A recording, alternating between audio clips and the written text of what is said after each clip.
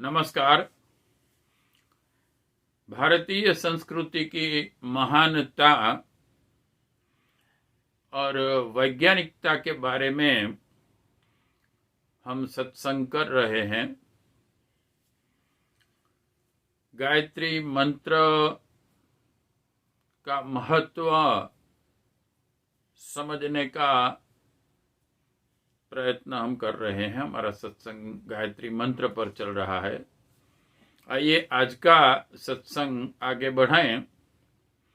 इससे पहले परब्रह्म परमात्मा को सद्बुद्धि और सत प्रेरणा के लिए प्रार्थना करनी। ओम भूर्भुवः स्वः तत्सवितुर्वरेण्यं भर्गो देवस्य धीमहि धियो यो नः प्रचोदयात्।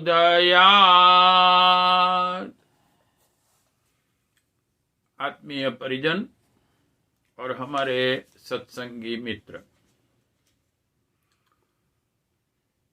गायत्री मंत्र में हम त्रैत, द्वैत और अद्वैत,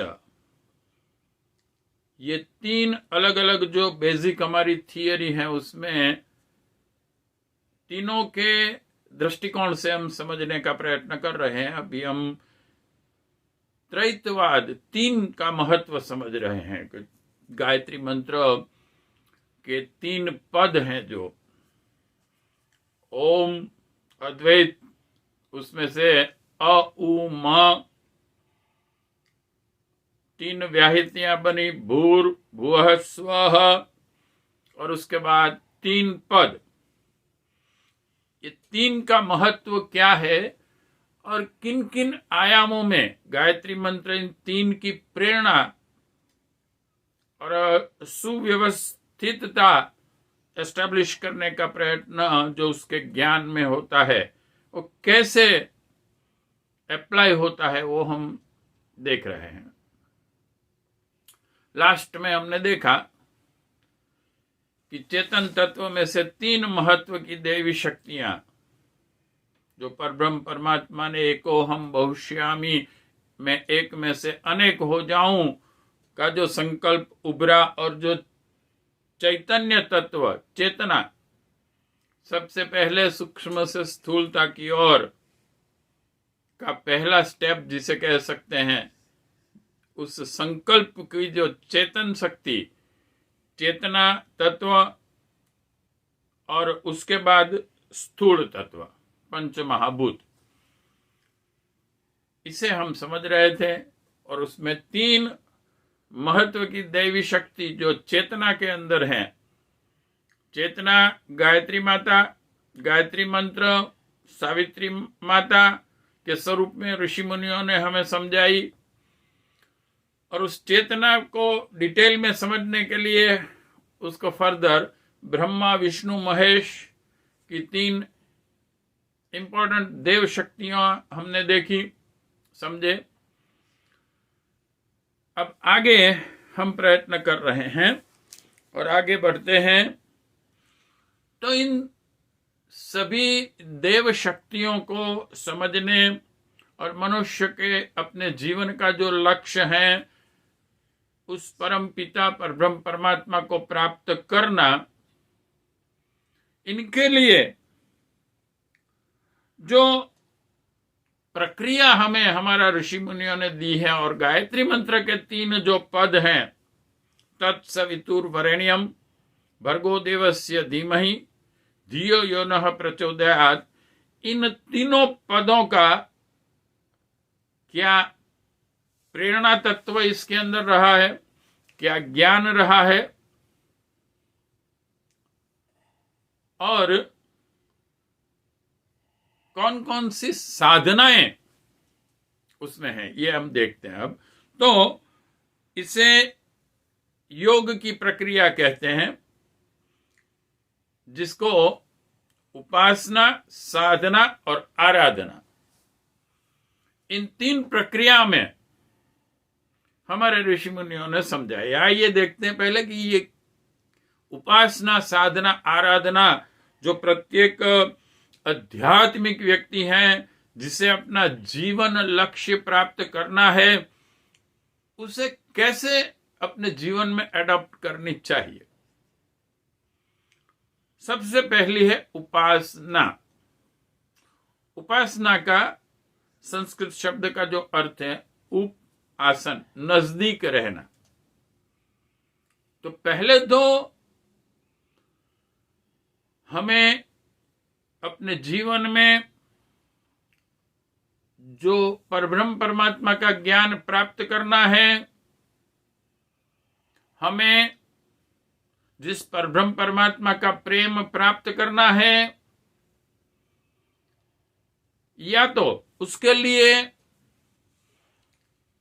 हमें जिस गुरु तत्व का वरण करके उस गुरु तत्व से मार्गदर्शन प्राप्त करना है, इन सभी के नजदीक जाना पहली आवश्यकता रहेगी। हम दूर हैं, परब्रह्म परमात्मा से दूर रहे, अपने गुरु से दूर रहे, अपने गुरुकुल से दूर रहे। जैसे कि कोई स्टूडेंट है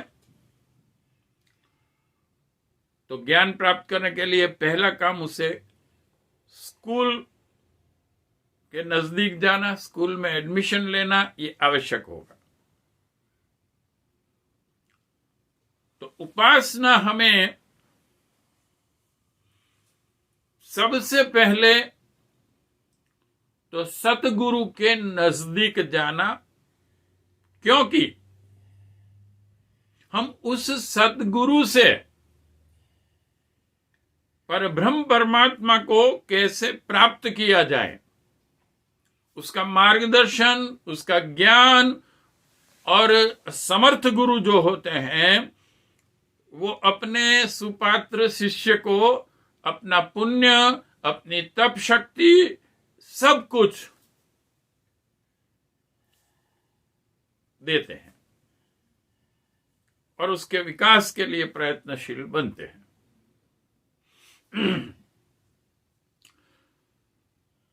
तो परब्रह्म परमात्मा और गुरु, कबीर जी ने तो एक कड़ी में यह भी कहा है कि गुरु गोविंद दोनों खड़े, किसको लागू पाए, बलिहारी गुरुदेव की। जो जिन्होंने, उस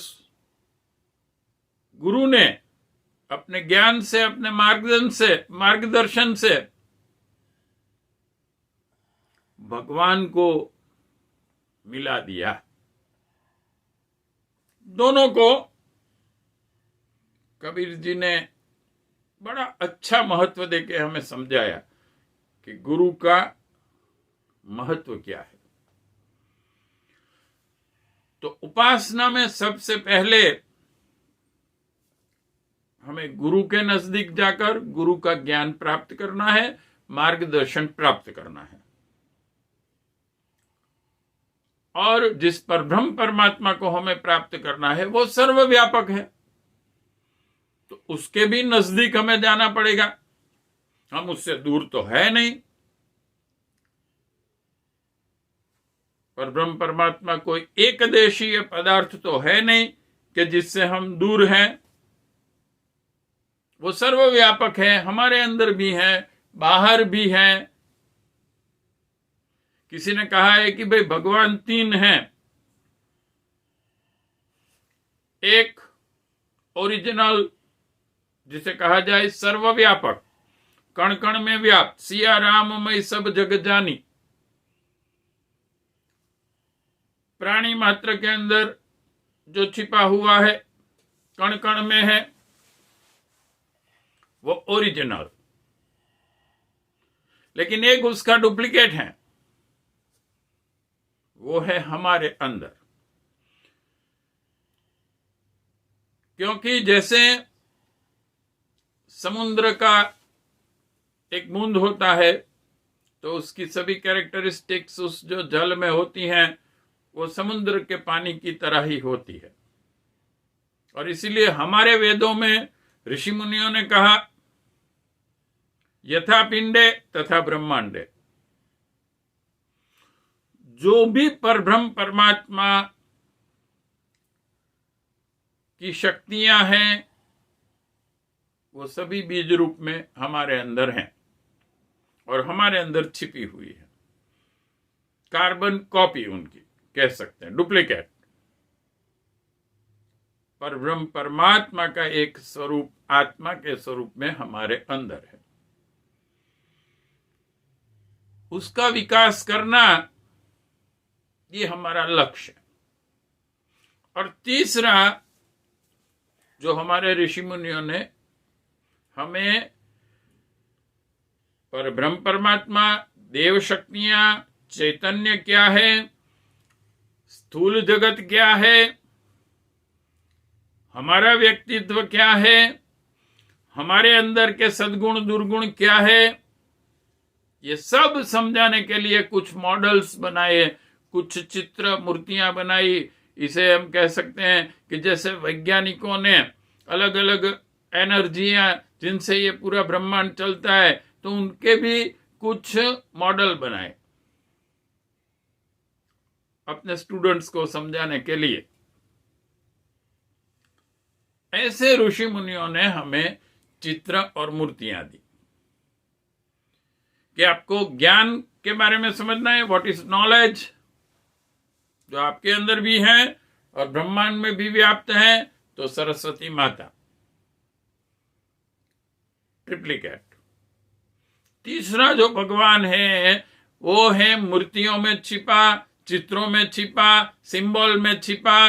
वो ऋषि मुनियों ने बनाया। जैसे कि हम जानते हैं कि हमें हमारे बच्चे को पृथ्वी के बारे में समझाना है तो हम उसे स्पेस में ले जाएंगे, रॉकेट में, फिर पृथ्वी दिखाएंगे। It's a tough job rather, बहुत मुश्किल काम है। लेकिन छोटा सा पृथ्वी का वो गोला बना देंगे, उस पर सब मैप होंगे और हम समझाएंगे कि बेटा पृथ्वी ऐसी है और भारत यहाँ है, अमेरिका यहाँ है, ये समुंदर हैं, ये नॉर्थ पोल है, ये साउथ पोल है।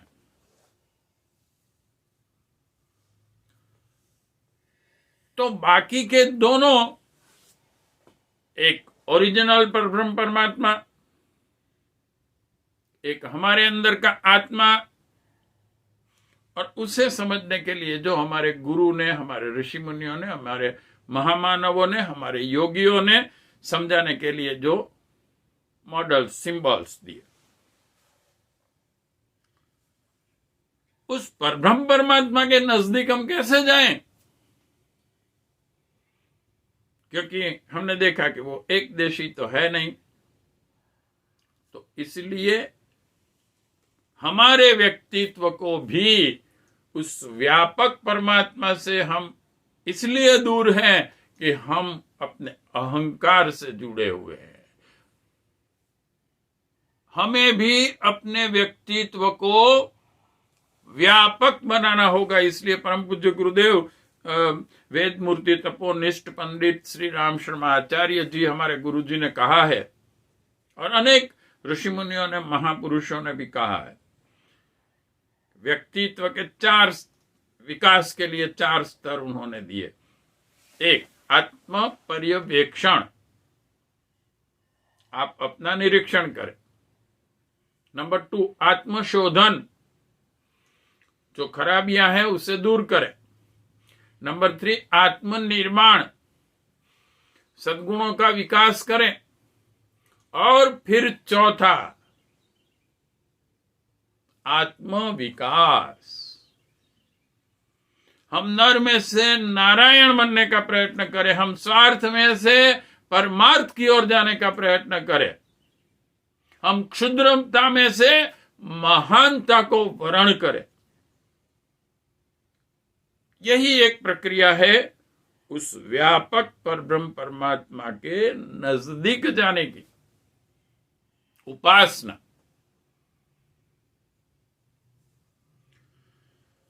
गुरु से हम ज्ञान ग्रहण करेंगे, उनके नजदीक गए, गुरु के पास बैठ जाएंगे। भाई हम तो गुरु के पास गुरु की पूजा करेंगे, उसके पैर जल से धोकर मस्तक पर लगाएंगे, ये करेंगे, वो करेंगे। वो नजदीक नहीं है। नजदीक का वास्तविक अर्थ है उस गुरु का ज्ञान हमें ग्रहण करना पड़ेगा।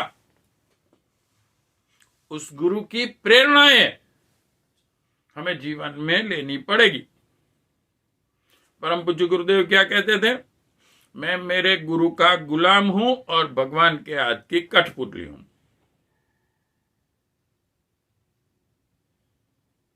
तो गुरु की इच्छा जो है वो तब हमारी इच्छा हो जाएगी।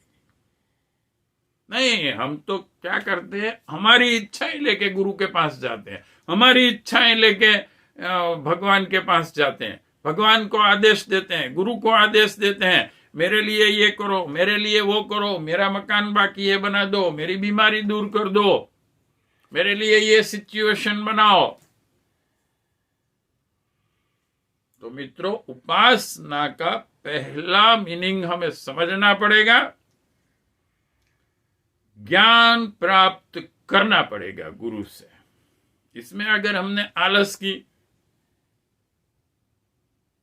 तो हमारी प्रगति नहीं हो सकती। यूनिवर्सिटी में स्टूडेंट को जाना पड़ता है, वहां पढ़ना पड़ता है, शिक्षकों से ज्ञान लेना पड़ता है, तब कहीं जाकर वो डॉक्टर या इंजीनियर बनता है। तो हम ये पहली बात समझ लें कि जीवन लक्ष्य अगर हमें प्राप्त करना है, गायत्री मंत्र का जो 3 पद हैं उसमें से पहला हमें सिखाता है उपासना, उसके बाद आती है साधना। साधना का अर्थ क्या है? हमारे व्यक्तित्व को परिष्कृत करना, परिपूर्ण बनाना, entire development of personality, not partially, एकांगी विकास नहीं।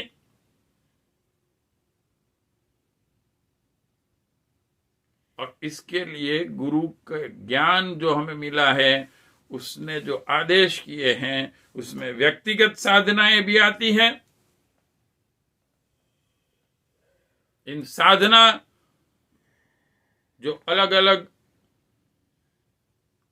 शरीर के और व्यक्तित्व के आयाम जो अलग अलग हैं, उन सभी के लिए अलग अलग साधनाएं दी गई हैं।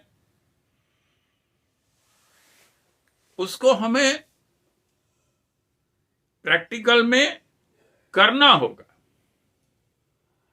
गायत्री मंत्र का जो साधना पक्ष है, बेसिकली उसे 2 तरीके से समझाया गया है। एक है पंचकोशीय साधना, समग्र व्यक्तित्व का विकास। संपूर्ण व्यक्तित्व को हमारे ऋषि मुनियों ने 5 स्तर में डिवाइड किया: अन्नमय कोश, प्राणमय कोश, मनोमय कोश, विज्ञानमय कोश और आनंदमय कोश। इन 5 को विकसित करने की अलग अलग साधनाएं दी गई। जैसे कि भाई अन्नमय कोश है। अन्नमय कोश क्या है? शरीर, हाड़ मांस से बना हुआ शरीर। अब आपको शरीर एक साधन भगवान की ओर से मिला है, जैसा कि यंत्र ऐसा मिला है कि ऐसा यंत्र अभी तक दुनिया में कोई बना नहीं सका है। देखिए, आप वैज्ञानिक बहुत प्रयत्न करते हैं, एक बूंद बना नहीं सके हैं लहू का, या एक बाल नहीं बना सके हैं। अरे, इन लोगों ने जिन्स और आरएनए डीएनए तक बनाने का प्रयत्न किया, लेकिन अपने आप नहीं बना सकते हैं। हाँ, एक वैज्ञानिक है जिससे आर्टिफिशियली जो उन्होंने कुछ आरएनए डीएनए बनाए, कुछ जो क्रोमोसोम्स का थोड़ा सा पार्ट बना सका, वो भी करोड़वां पार्ट होगा जो मूल क्रोमोसोम है उसका, तो जिसको नोबेल प्राइज मिला। लेकिन वो भी उसे दूसरे जीवंत प्राणी में से ही लेना पड़ा, अपने आप निर्माण नहीं कर सके, अलग से स्थूल पदार्थ में से निर्माण नहीं कर सके। तो साधनाएं दी। परम पूज्य गुरुदेव का पूरा वांग्मय है उसके ऊपर, वांग्मय नंबर 13, गायत्री की पंचकोशी साधना। और जो गुरुदेव ने गायत्री महाविज्ञान, बहुत ही इंपॉर्टेंट ग्रंथ लिखा है, जो प्रत्येक भारतीय को पढ़ना ही चाहिए। अगर उसे भारतीय संस्कृति क्या है वो एक संक्षिप्त में समझ लेना है कि वैदिक संस्कृति क्या है, वैदिक धर्म क्या है, देव संस्कृति क्या है।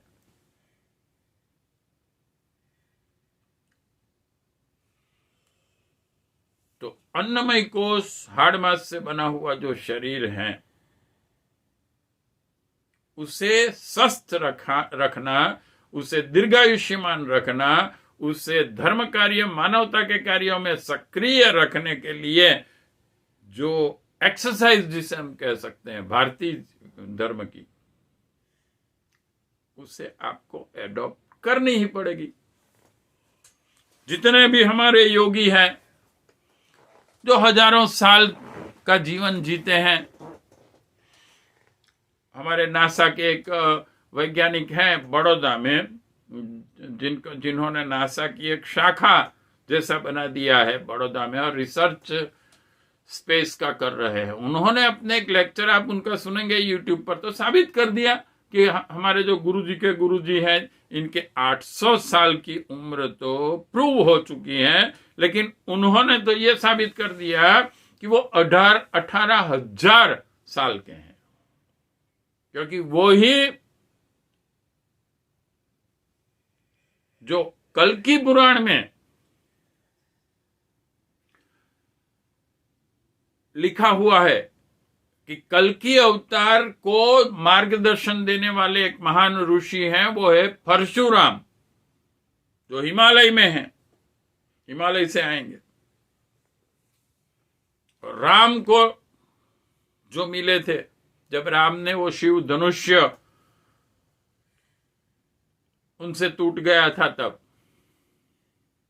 और तब उन्होंने राम को, उस वक्त भगवान राम को अवतारी जो पुरुष होते हैं उनके कर्तव्यों के लिए आशीर्वाद दिए थे।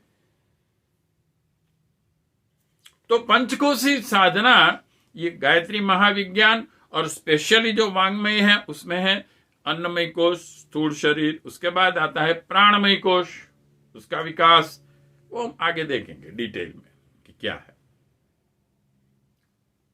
मगर साधना आवश्यक है। उपासना के बाद साधना। आप नजदीक में बैठते हैं गुरु के, तो गुरु की प्रेरणाओं को प्रैक्टिकल लेना पड़ेगा। और हम तो ये भी कहेंगे कि परम पूज्य गुरुदेव ने जिस तरह से कहा कि मैं मेरे गुरु का गुलाम हूं और भगवान के हाथ की कठपुतली की अपनी कोई इच्छा नहीं होती है, तो प्रत्येक शिष्य को अपने गुरु को समर्पण भाव से समर्पित होना आवश्यक होता है। पूर्ण समर्पण, इसे कहते हैं समर्पण के बाद व्यक्तित्व को साधना से निर्माण करना। तो हम ये सब साधनाएं देखेंगे जो आवश्यक है, करनी ही पड़ेगी हमें। और अब जब आप साधना करेंगे, उपासना साधना दूसरा स्टेज जब आप प्राप्त करेंगे, तो आपका व्यक्तित्व परिष्कृत, परिमार्जित होकर प्रतिभावान बन गया होगा, सक्षम बन गया होगा। जो अष्टांग योग में कहा गया है, साधना का जो एक दूसरा आयाम समझाया, एक दूसरे दृष्टिकोण से परम पूज्य पतंजलि ऋषि ने और गुरुदेव ने जो 6 दर्शन हैं हमारे, उनका भी ट्रांसलेशन विद इंटरप्रिटेशन कर जगत के समक्ष रख दिया है। उसमें से योग दर्शन जो एक है,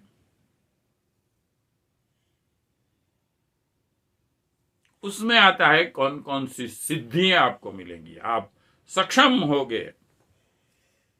जैसे भौतिक जगत में होता है ना, सिद्धियां होती है। कोई एक व्यक्ति भौतिक बिजनेसमैन हो जाता है, साधना करता है, प्रयत्न करता है और एक बिजनेसमैन बन जाता है, तो उससे सिद्धि मिल जाती है ना। क्या सिद्धि मिली हम देखेंगे तो आश्चर्य लगेगा कि भाई एटीएम में वो जाता है, एक छोटा सा टुकड़ा रखता है मशीन में और कुछ बटन प्रेस करता है, अरे भाई नोट के बंडल आ गए। और दूसरा आदमी ये करने का ट्राई करता है तो नहीं हो सकता है। ये क्या हुआ? सिद्धि। क्यों? ऐसे नहीं मिलती। इसके लिए उसने बड़े बड़े प्रयत्न किए, साधना की। साधना से सिद्धि गुरुदेव के ऐसे 2 भाग में है। आप सिद्धियां तो देखते हैं, सिद्ध पुरुषों को देखते हैं, इच्छा भी होती है कि हम भी ऐसे सिद्ध हो जाएं, लेकिन साधना से सिद्धि। आप ये 2 भाग में ही पढ़ेंगे, साधना से सिद्धि कैसे मिलती है।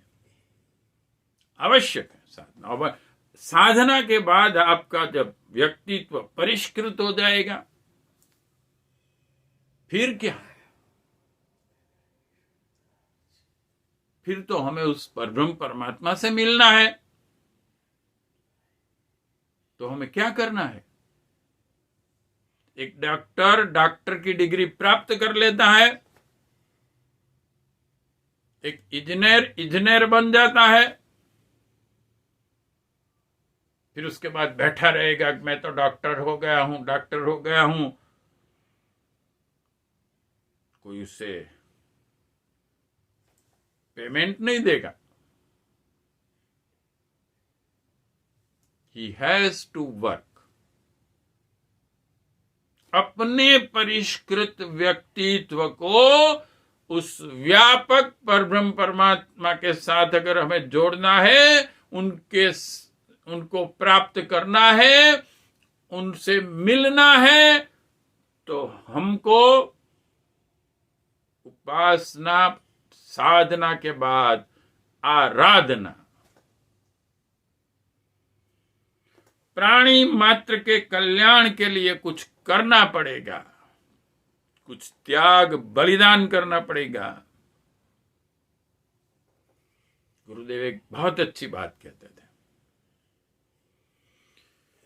आपके पास बड़े बड़े बंगले आ गए, बड़ी कारें आ गई, भौतिक संपत्ति आ गई, बैंक बैलेंस हो गया, आपका अच्छा खासा फैमिली है, सब सुखी हैं, सबके पास भौतिकता पूरी है, तब आप कहेंगे कि मेरे पे भगवान की बहुत बड़ी कृपा हो गई। लेकिन गुरुदेव ने कहा सबूर, इससे भगवान की कृपा मत कहना।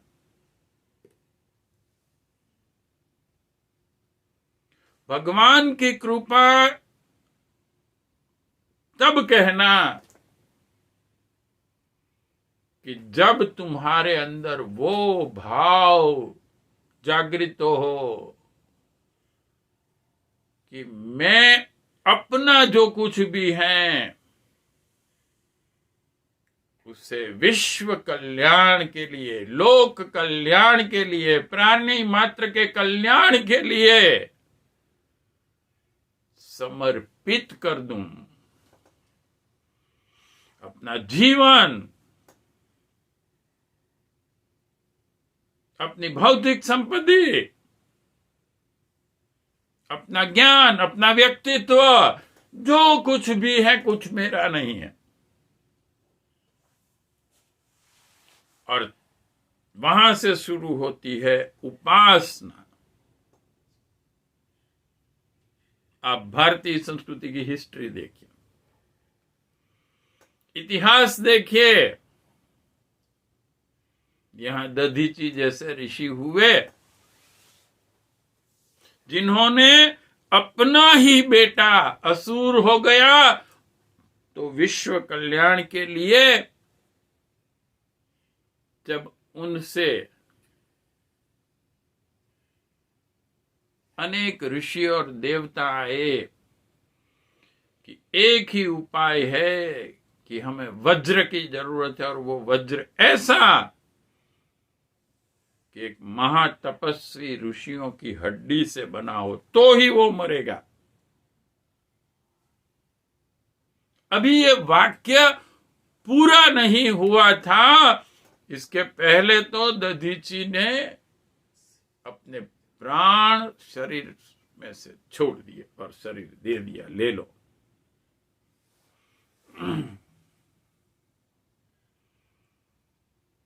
और ये आवश्यक है। जीवन लक्ष्य आपको प्राप्त करना है, वैसे पशु भी जीवन जी के जाते, eat drink and B Mary. और हमारे भारतीय संस्कृति में कहा है खाना पीना भय और मैथुन, बस ये चार में से अगर आप बाहर नहीं आए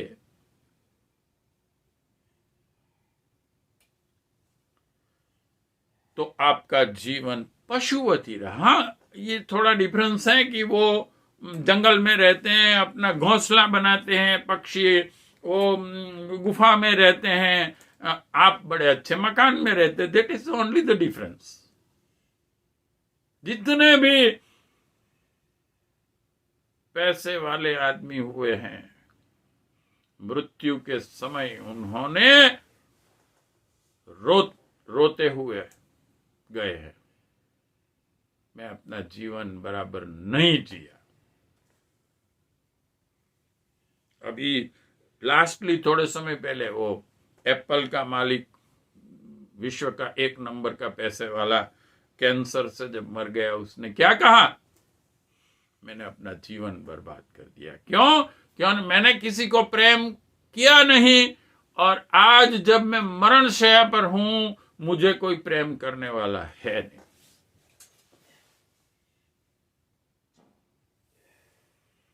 तो मित्रों, भगवान की कृपा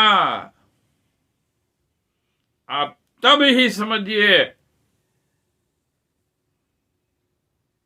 जब आपको अपना सब कुछ न्यौछावर कर देना भगवान के लिए आंतरिक ऐसी प्रेरणा जागे। तो ये है उपासना, साधना, आराधना। और एक तथ्य यह भी है कि जो भी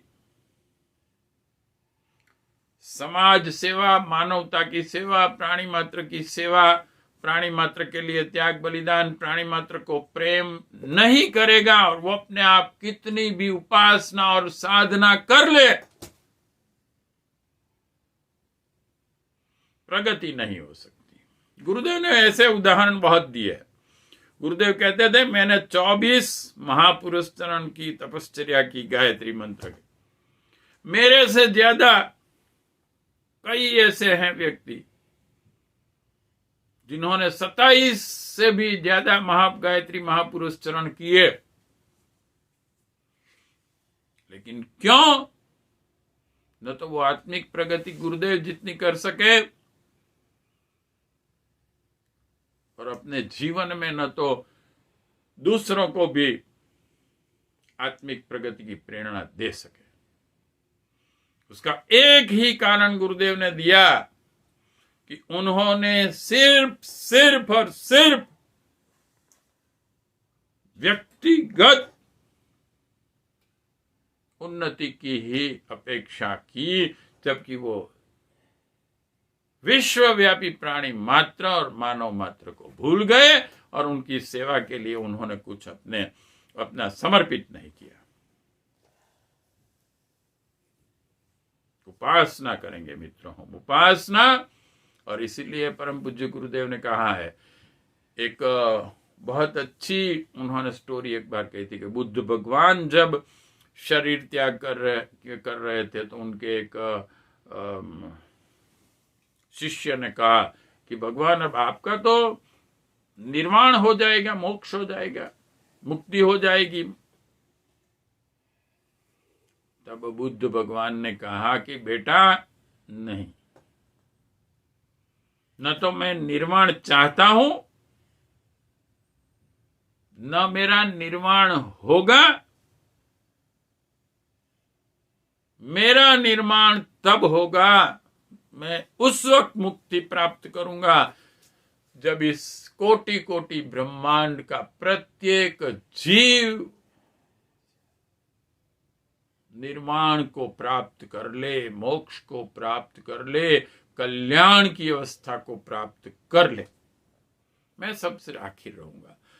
और वहां तक एक भी अगर जीव ऐसा रहा कि जिसको निर्वाण नहीं मिला है, तो मैं उसके लिए प्रयत्नशील रहूंगा कि उसको कैसे निर्वाण मिले।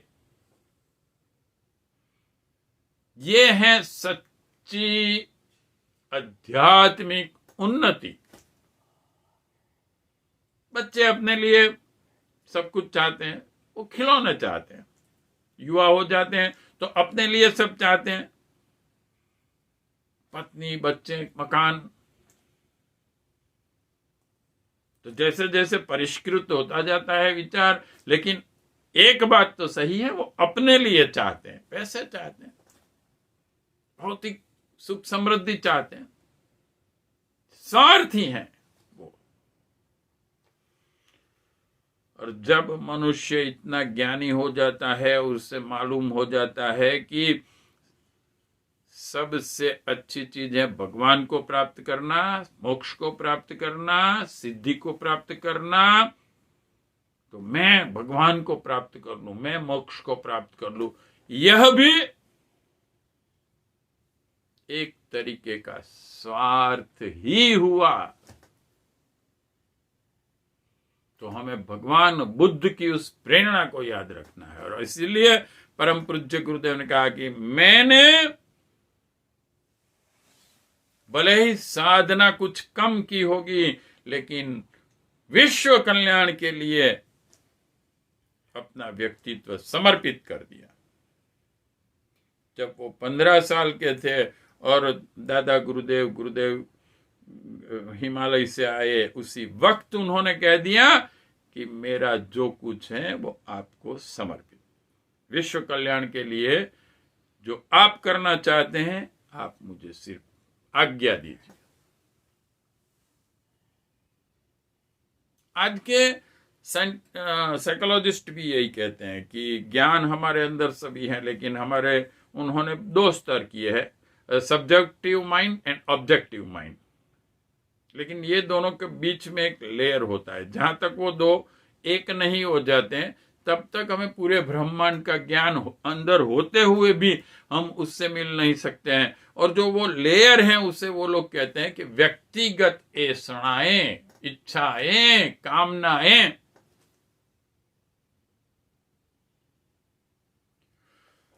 तो इन तीनों को हम समझेंगे। परम पूज्य गुरुदेव ने बहुत ही अच्छी तरीके से समझाया है कि इन तीनों को आप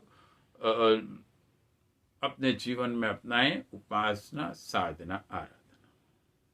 गायत्री मंत्र के 3 पद हमें ये जो योग प्रक्रिया है ये समझाते हैं। अब हम आगे बढ़ते हैं।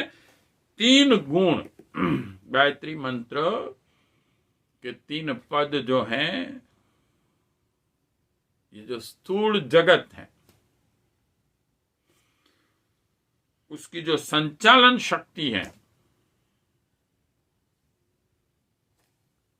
इसको 3 गुणों से प्रभावित होने वाली बताया गया है। त्रिगुणात्मक जगत है ये, ऐसा कहते हैं। वो है सतोगुण, रजोगुण, तमोगुण। व्यक्ति के अंदर भी यही तीनों गुण कम ज्यादा रहते हैं, और इन तीनों गुणों के प्रभाव से उसका स्वभाव और व्यक्तित्व बनता है। और जिसे महाप्रलय कहते हैं, और ब्रह्मांड की उत्पत्ति का जो समय है, इन दोनों के बीच का समय जो होता है, तो इन तीनों गुणों का अप डाउन से समग्र प्रक्रिया चलती है। जब इनमें साम्यता आती है, सब जब समान हो जाते हैं, दैट इज वैदिक थियरी, तब महाप्रलय होता है। यानी कि पूरा ब्रह्मांड अपने मूल कारण में चला जाता है। यानी कि जो वो हमने देखा वो थियरी कि परब्रह्म परमात्मा ने संकल्प किया कि मैं एक में से अनेक हो जाऊं, और फिर से एक बार अनेक में से एक होने का भी इनका संकल्प जब आएगा, तब महाप्रलय, सब अपने कारण में विलीन हो जाएंगे। ऐसी कुछ थियरी हमारे वेदों की है। 3 गुण की साम्य अवस्था जिसे कहते हैं, ये 3 गुण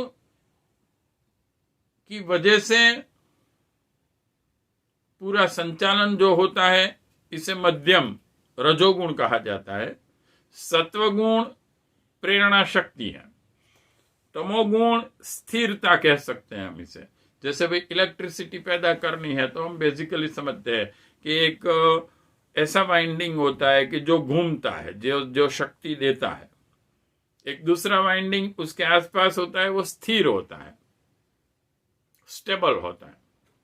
और ये जो घूमने वाला वाइंडिंग है, उसकी शक्ति से बिजली पैदा होती है। रजोगुण, सत्वगुण, रजोगुण, तमोगुण। और इन तीनों के अलग अलग गुण धर्म हैं। वेदों में, गीता में ये समझाए हुए हैं।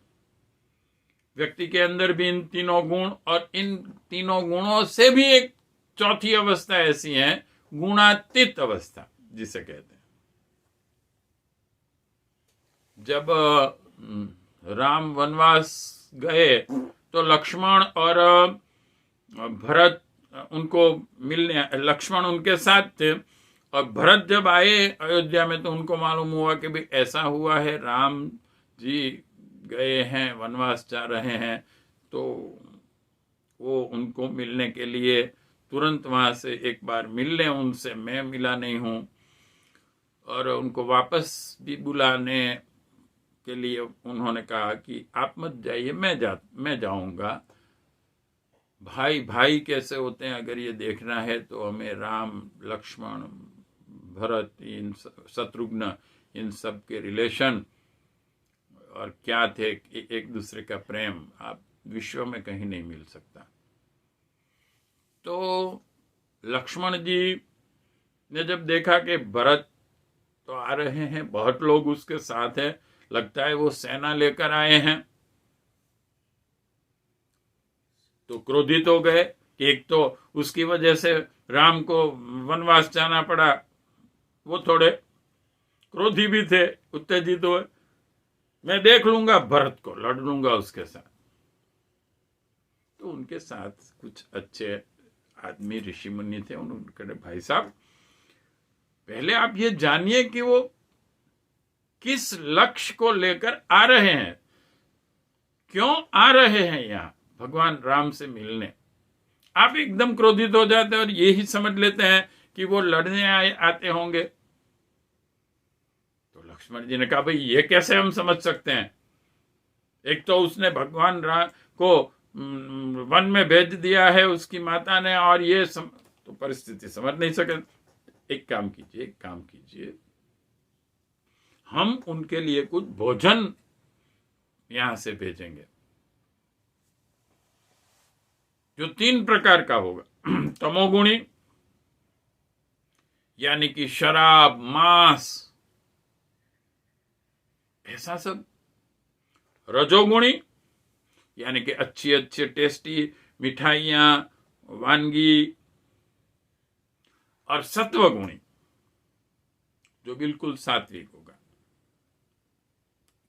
जैसे हमारे शांति कुंज में भी एक रो ऐसी होती है, जब आप भोजनालय में जाएंगे तो अस्वाद व्रत जिनका है, कोई स्वाद नहीं होता है उसमें, कोई कई लोग ऐसे होते हैं जीवन भर ऐसा ही भोजन करते हैं, स्वाद नहीं लेते हैं। तो सात्विक भोजन। अब आप देखिए कि 3 में से वो कौन सा ग्रहण करते हैं वो सब लोग। इस पर से हमें मालूम हो जाएगा कि उनमें कौन से गुण ज्यादा है। सतोगुण, रजोगुण, तमोगुण। तो तीनों प्रकार के भोजन भेजे गए। लेकिन आश्चर्य की बात तो ये हुई कि भरत जी ने ये कहा कि जहां तक मैं राम से मिलूंगा नहीं, हम सब ने भोजन का त्याग कर दिया है।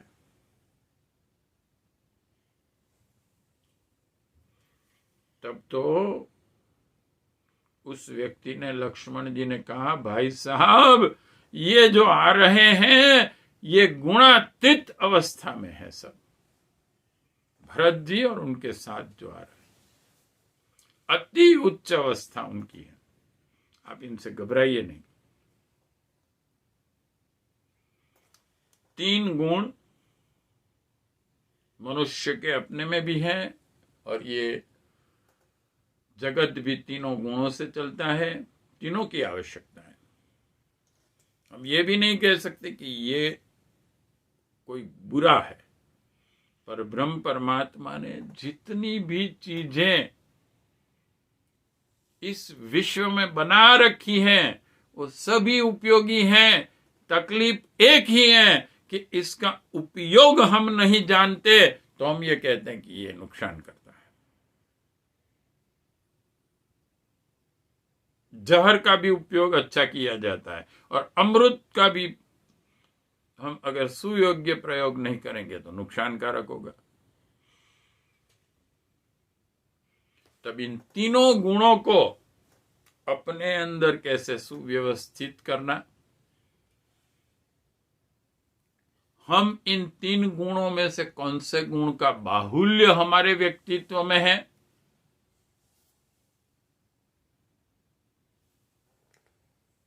और हम धीरे धीरे अपनी प्रगति करते हुए तमोगुण को कम करके, रजोगुण को फिर कम करके और फिर सत्वगुण से भी पर होकर गुणातीत अवस्था में कैसे जा सकते हैं। रामकृष्ण परमहंस का उदाहरण, आदरणीय परम पूज्य रामकृष्ण परमहंस जी का, गुरु जी का उदाहरण गुरु जी ने दिया है। उन्होंने ये कहा कि सत्वगुण साबुन की तरह है। मैल को निकालने के लिए पहले साबुन लगाना पड़ता है शरीर पर, लेकिन फिर उसको भी निकाल दिया जाता है, तब आप गुणातीत अवस्था में आ सकते हैं।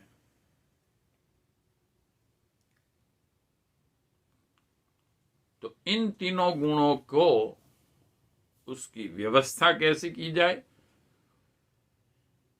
उनका विकास कैसे किया जाए,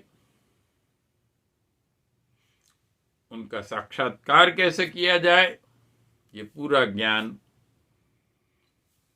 गायत्री मंत्र के 3 पद हमें देते हैं। इसे हम सतोगुण, रजोगुण और तमोगुण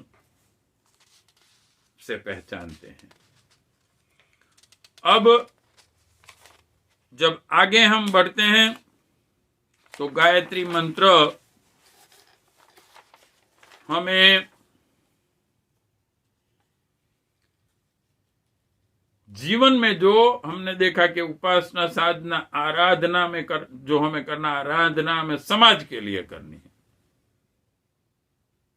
और इसके लिए हमें एक लक्ष्य नक्की करना पड़ेगा कि हम हमारे परिवार का और समाज का कल्याण कैसे कर सकते हैं। और इसके लिए युग निर्माण योजना, जो जिसको समझने के लिए हमारे गुरुजी 4 बार हिमालय दादा गुरु जी के पास गए, 1 साल तक वहां रहे, उन्होंने ट्रेनिंग ली।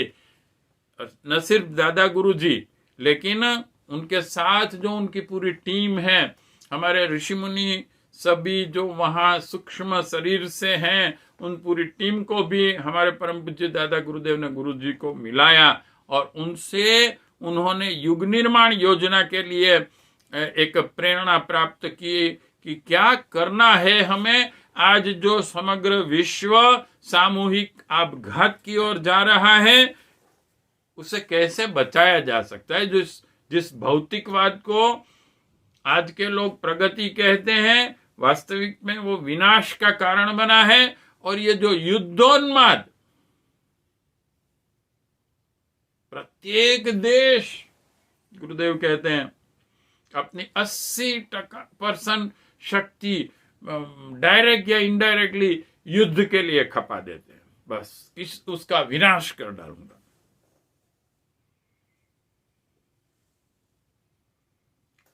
तो उसको सही रास्ता कैसे देना है हमें, इसलिए युग निर्माण योजना के 3 लक्ष्य बेसिकली हम समझेंगे युग निर्माण योजना को भी आगे।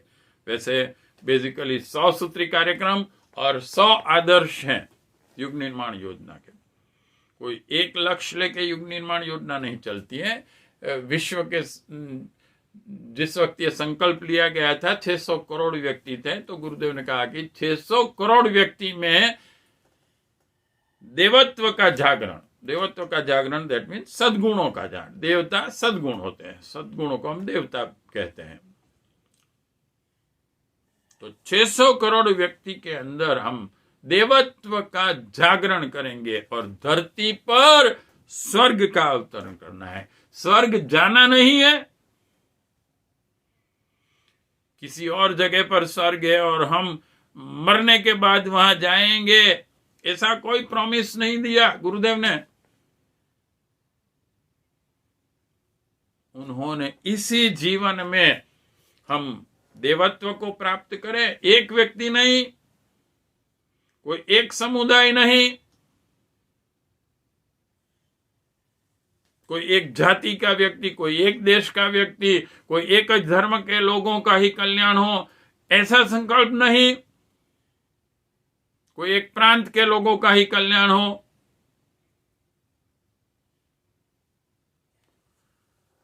संपूर्ण विश्व के सभी लोगों से समान प्रेम करते हुए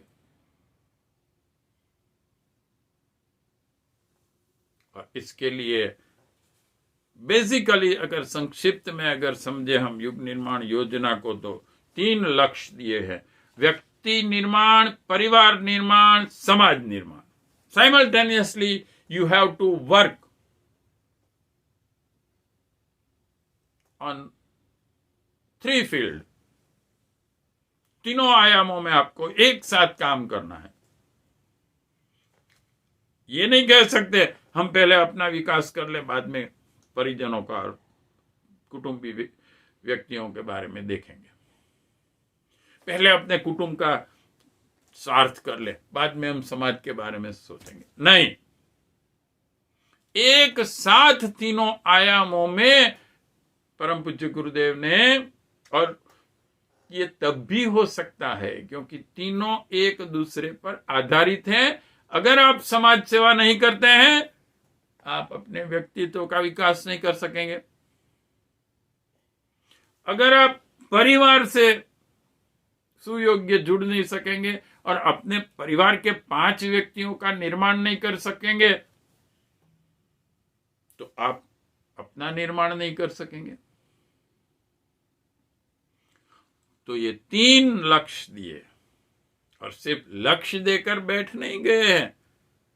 गुरुदेव, दादा गुरुदेव और हमारे हिमालय के सूक्ष्म शरीरधारी सभी ऋषि मुनियों की पूरी टीम, उन्होंने एक पूरी योजना दी है, जिसे परम पूज्य गुरुदेव ने 4 वेद, 4 उपवेद, 108 उपनिषद, 1100 उपनिषद, 6 दर्शन, 18 पुराण, 46 उपपुराण, 6 दर्शन, रामायण, महाभारत, 24 गीता, इन सभी इंपॉर्टेंट भारतीय संस्कृति के जो शास्त्र हैं, वैसे तो हम जानते हैं कि हमारे हजारों नहीं लाखों शास्त्र हैं। जब विदेशी लोगों ने हमारे देश पर हमला किया तो नालंदा तख्त विद्यालय जैसी कई ऐसी विद्यालय थी जहां 6-6 महीने तक आग लगाई गई थी, वो चली। तो आप सोचिए कि कितना ज्ञान होगा हमारी वैदिक संस्कृति के पास। लेकिन उसमें जो वेरी इंपॉर्टेंट बुक्स हैं, शास्त्र हैं, परम पूज्य गुरुदेव ने, दादा गुरुदेव ने सबसे पहला आदेश उनको यह दिया कि बेटा, अगर युग निर्माण करना है तो एक पूरी योजना को समझना पड़ेगा। और उसके लिए गुरुदेव हिमालय 1-1 साल तक 4 बार गए और अपने व्यक्तित्व को 15 साल से उन्होंने साधना से तैयार किया नेतृत्व के लिए।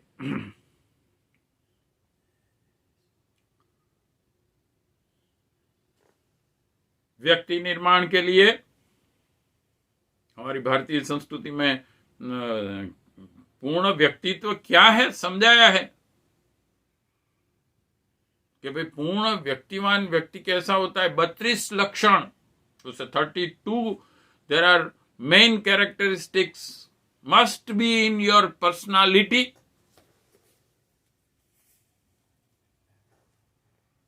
व्यक्ति निर्माण, परिवार निर्माण, आपके साथ जो भी जुड़े हैं, माता पिता, पति पत्नी, बच्चे, आपको पहली फर्ज ये है, गुरुदेव कहते हैं भौतिक संपत्ति देना है, उन्हें मौज मजा कराना है, उनको कुछ मेहनत न करनी पड़े, पूरा जीवन उनको ब्याज पे चलता रहे, ऐसे कमा के दे दूंगा। मित्रों, दुनिया के जो 100 सबसे पैसे वाले व्यक्ति हैं उनमें से 80% व्यक्ति ऐसे हैं जो अपनी ताकत से पैसे वाले बने, पिताजी के पैसे से नहीं। तो वो शक्ति देनी है हमें, हमारे परिजनों का व्यक्तित्व निर्माण करना है। इसलिए युग निर्माण योजना में नंबर 2 परिवार निर्माण और नंबर 3 लक्ष्य जो है, हमें समाज की ओर भी जागृत रहना पड़ेगा। देखिए, आप कई देश ऐसे हैं जिन्होंने अपने समाज को सुव्यवस्थित नहीं रखा, भोगवादी अगर बना दिया तो समाज के प्रत्येक व्यक्ति भौतिक संपत्ति होते हुए भी दुखी ही रहते हैं। और वहां आप देखेंगे तो जो परसेंटेज व्यक्ति जिसे जेल में होते हैं, गुनाहित कृत्य करने वाले सबसे ज्यादा होते हैं, गुनाहित कृत्य सबसे ज्यादा होते हैं। सिर्फ भौतिक संपत्ति से कोई फायदा नहीं। शिक्षा और दीक्षा, इसलिए हमारी भारतीय संस्कृति में दोनों को महत्व दिया गया। भौतिक संपत्ति तो ठीक है, होनी आवश्यक है, लेकिन वो जीवन के लिए जो जीवन जरूरियात जितनी हम जिसे कहते हैं minimum, simple living, high thinking. लेकिन दीक्षा इज वेरी इंपॉर्टेंट, संस्कार, जीवन जीने की कला। परिवार को हमें वो देना है, समाज को हमें, क्योंकि परिवार के इकाइयों से समाज का निर्माण होता है। तो समाज हमारा क्या फिर सिर्फ हमारा राष्ट्र ही है, हमारा देश ही है? नहीं, पूरा विश्व। और क्या सिर्फ मानव ही है? नहीं, प्राणी मात्र। इसलिए भारतीय संस्कृति के जो आदर्श रहे हैं, वसुधैव कुटुंबकम और आत्मवत् सर्वभूतेषु, तो इन 3 लक्ष्य को गायत्री मंत्र की 3 पदों की में मुख्य जो प्रेरणा है, इनमें वो ज्ञान भरा हुआ है कि जो पूर्ण व्यक्तित्व विकास, परिवार का निर्माण और समाज को सुव्यवस्थित कर सकते हैं। इसलिए जो हमारी 100 सूत्री आंदोलन है, उसे स्वस्थ शरीर, स्वच्छ मन और सभ्य समाज का लक्ष्य लेकर बनाया गया है। एक विराट योजना जिसके पास पूरा मार्गदर्शन है, और जो चाहते हैं विश्व एक हो, एक राष्ट्र बने। गायत्री मंत्र के इन 3 पदों को हमने आज इन 3 आयामों में समझने का प्रयत्न किया। आगे हम देखेंगे कि इन तीन के महत्व को क्या और दृष्टिकोणों से हम समझ सकते हैं। आज के सत्संग को हम विराम देंगे। ओम तत्सत। ओम शांति शांति शांति। नमस्कार।